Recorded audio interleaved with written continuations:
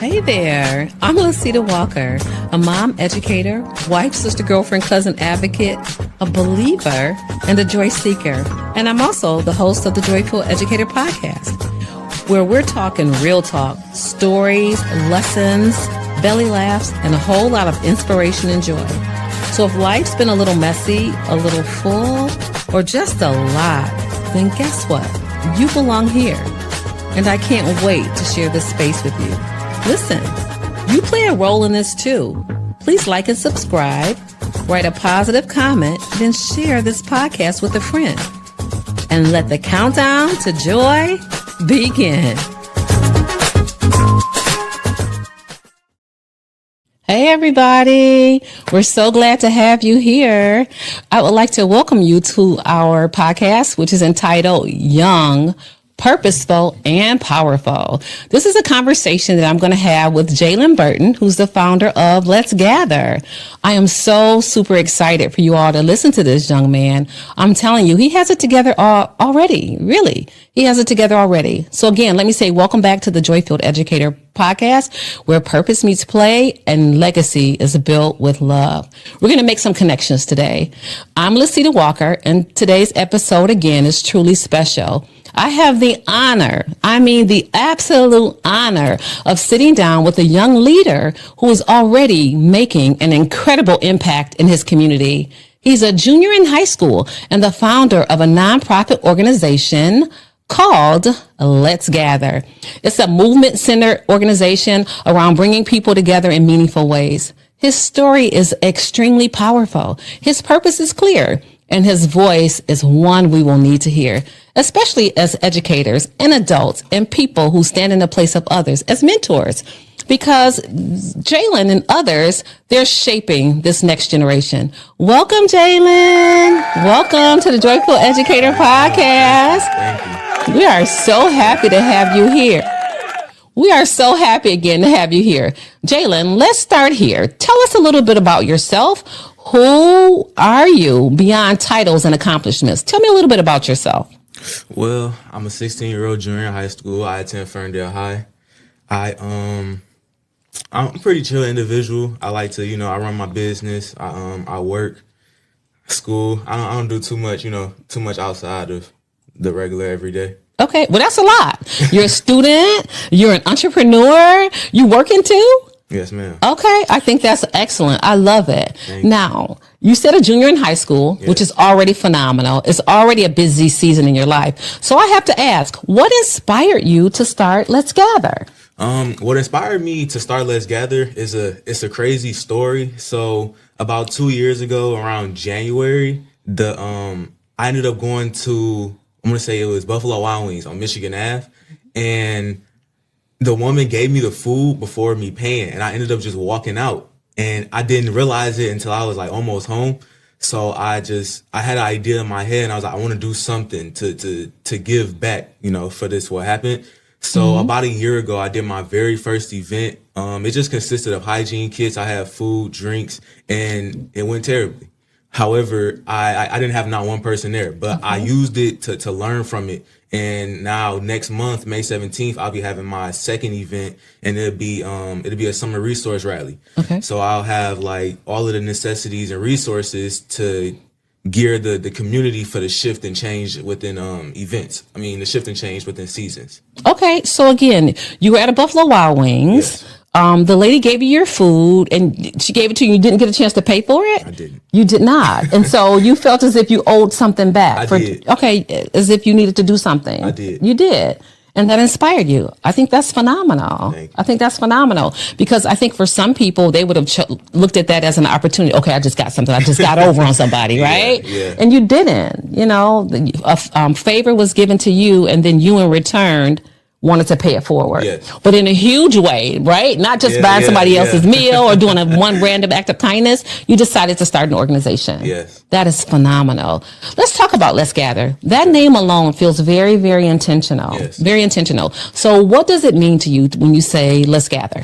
So Let's Gather is it really is like what it says. Like, let's gather. I want to bring the community together, and I feel like everyone is so divided. And when I say everyone, I mean the whole world. But I really want to focus in on just the Black community itself. I feel like the Black community, we try to fight against each other or battle each other, and I feel like that's not necessary. We can gather together and make something powerful. Shut up. I mean, yes, I think that's phenomenal. He probably don't know. In my age group, shut up means something really, really good. So I appreciate that.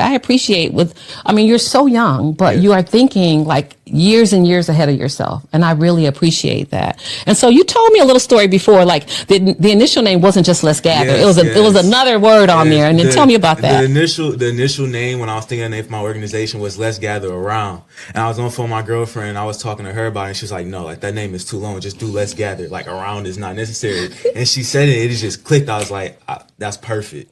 Very good. Very good. I appreciate that. Kudos to her. Shout out to her too. Yes. She gets some of the glory. She does. Yeah. So what was the first step you took to bring your vision to life? What was the first step? If you could share that with us. The first step I took was going around to some of my mentors and talking to them about, Stop right there, Jaylen. He said mentors. We need mentors. Whether you're young, old, in between, you need a mentor. In whatever direction you're going in, somebody who's a couple of steps ahead of you, you need to check in with them. Yeah. Okay, Jaylen, you went to your mentor. So, I went to some of my mentors, and I was telling them, like, I have this vision.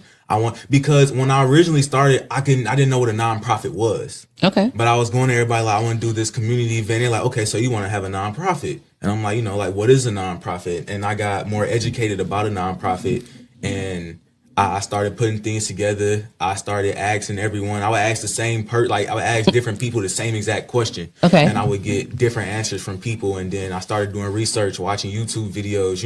In this generation, Google is everything. And right. We got a lot of AI now, so you can use it for your benefit. Absolutely. So just a lot of studying my craft, and then I went into it. I did my very first event. Again, It was terrible, but I used but it. You did it. I used it to learn from it. Yeah. And now I have another event coming up, and hopes for it to go wonderfully. Okay, wonderful. So let me ask you, if you could share with everybody, what was one of the biggest challenges in the very beginning? I know you mentioned you didn't even know what a nonprofit was. Like, right. People telling you need to get a nonprofit 501c3, okay? Yeah. And you didn't even know. So what did you do in order to find out more information about that?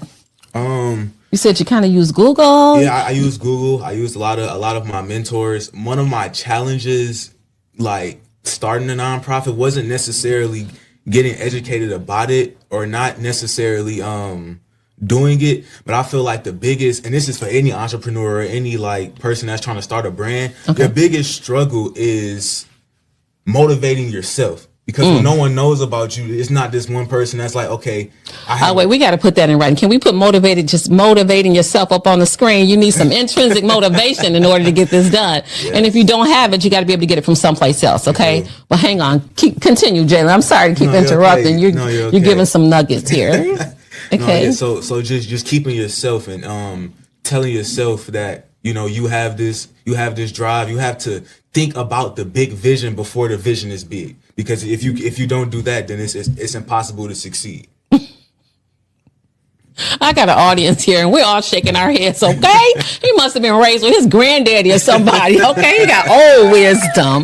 This is old wisdom. Very good. You do. So a lot of students may have ideas, but feel unsure of where to start. What would you say to a young person or an old person? Because we got old folks. I know a whole bunch of them who have all of these ideas, but they're kind of afraid to start, or they feel as if they are having some sort of imposter syndrome, like maybe they're not good enough, even though they've been doing this stuff all along. They've been doing it, but still feel as if they're not quite sure if they're the right person. Right. So what would you say to a young person or old or middle who has a vision but is afraid to act on it? What would you say, Jaylen? What advice would you give? I would say just do it.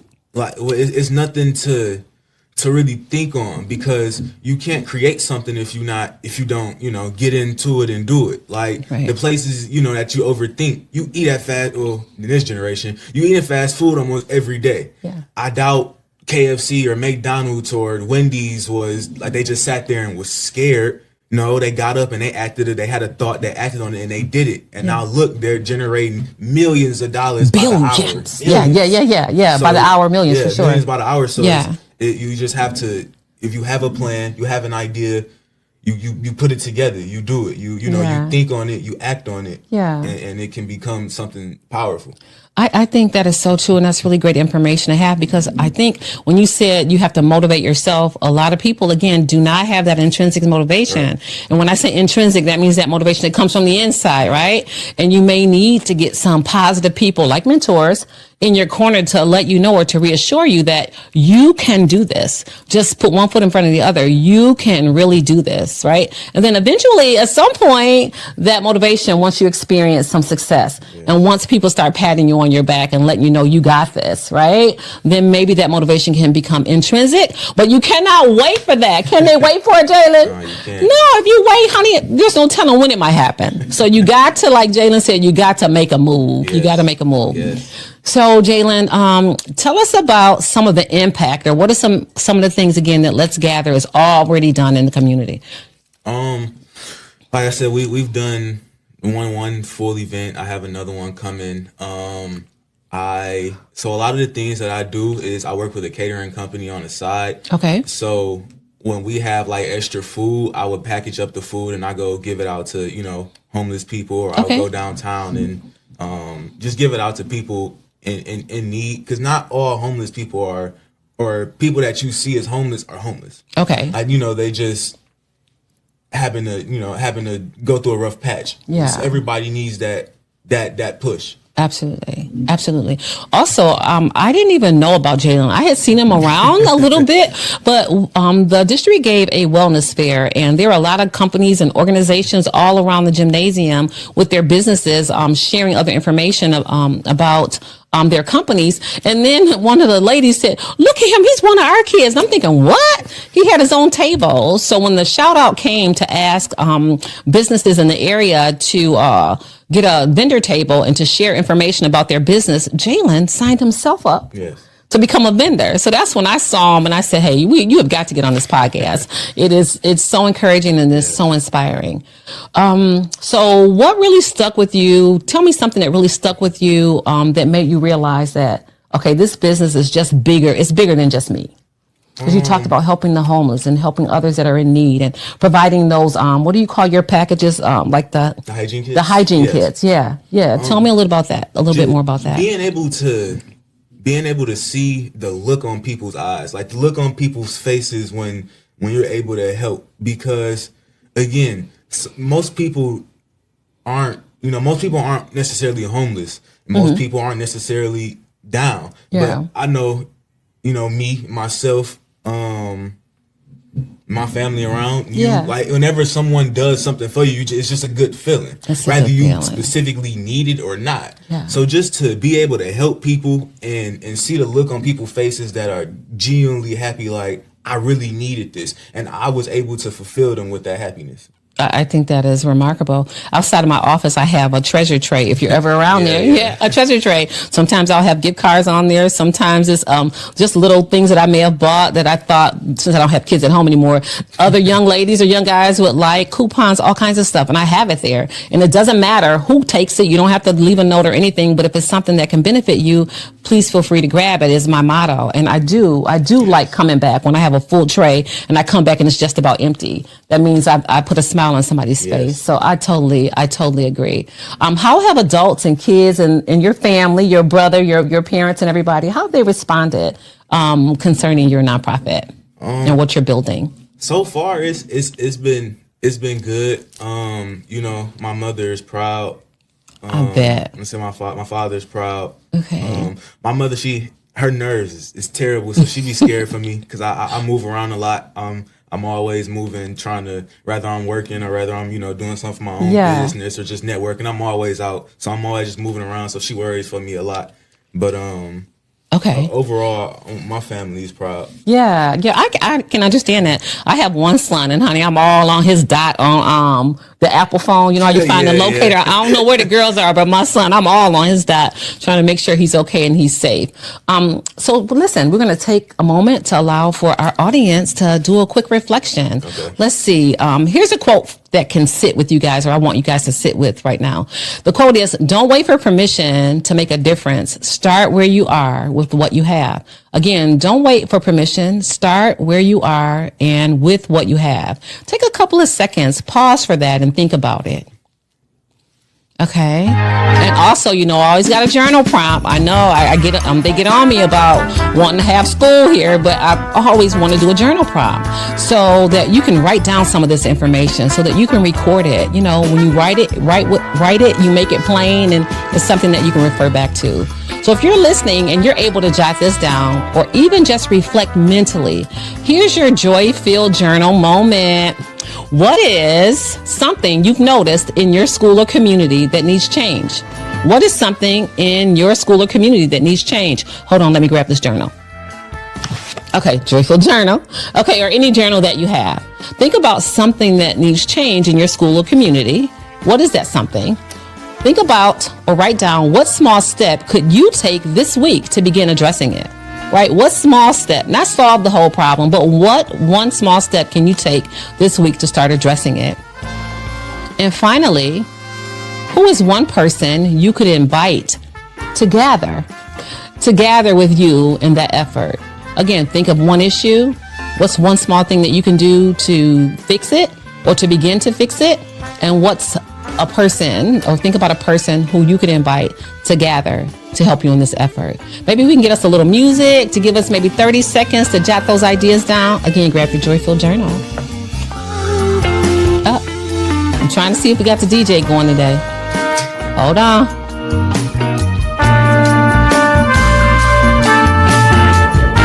Oh, we got some slow roll music for y'all today. Okay, give us a couple of seconds.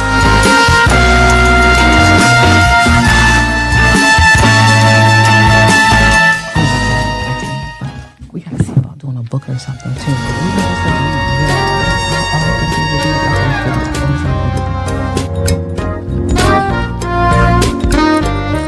All right, I think we can come on back. My time check is looking pretty good.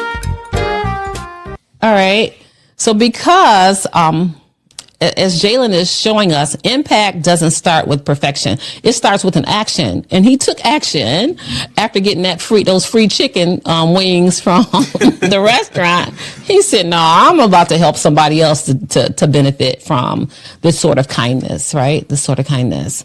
Okay, so now let's be real for a moment. You're still a student. How do you balance school, life, and running a nonprofit?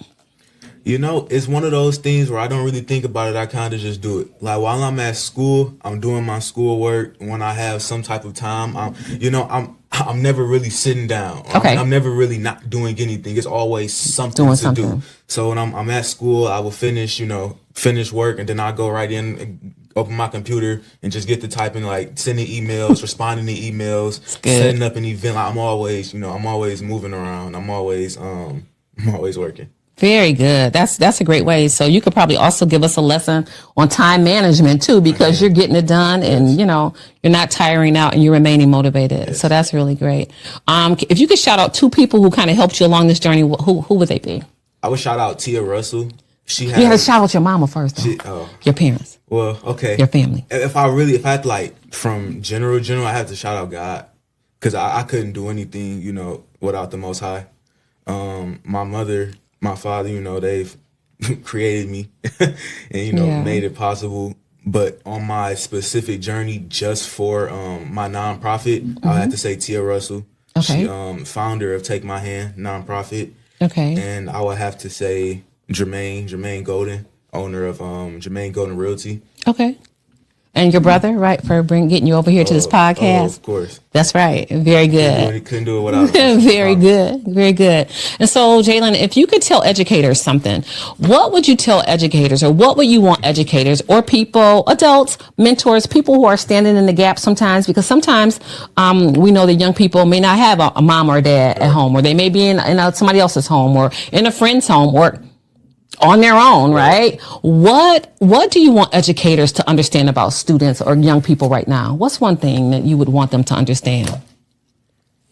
I feel like and right now in the generation and the time we living in, teachers try to be a little too hard on certain certain subjects, that's not going to get used ever in life. Like, do y'all hear that? I can go to just random. I can go to 20 people, and I promise you, they've never used MX plus B. Like, no one's ever used that in life. MC squared and all that. It's not like, so when kids are in certain classes or in certain, like, I know a lot of my classes, of course, my work is done, but I'm not going to just sit there and listen to you lecture. I have other things to do. I have a business to run.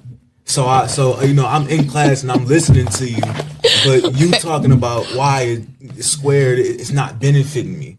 Okay. So again, I'm listening, but I'm also, doing my own thing. So relevance. Yes. So it needs to be relevant, right? Yes. Some of the things, if you're not planning to be a scientist or a rocket engineer, Morgan, we may not need to know about Y equals MC squared and all the other other stuff. Even if for those type of careers you have to go to college, you're going to learn the exact same thing over again. Okay.